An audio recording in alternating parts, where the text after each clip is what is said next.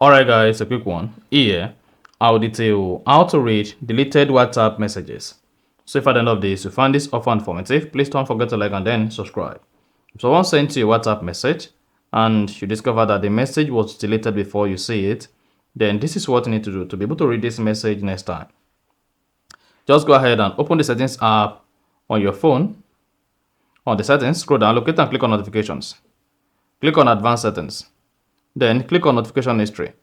Or better still, go ahead and search for notification history on the settings page. So just search for notification history. Select it. Then click on it and make sure you turn on notification history.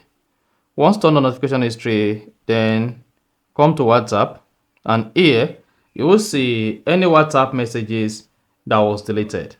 So like this, and that's exactly what you need to do each time you want to read WhatsApp deleted messages.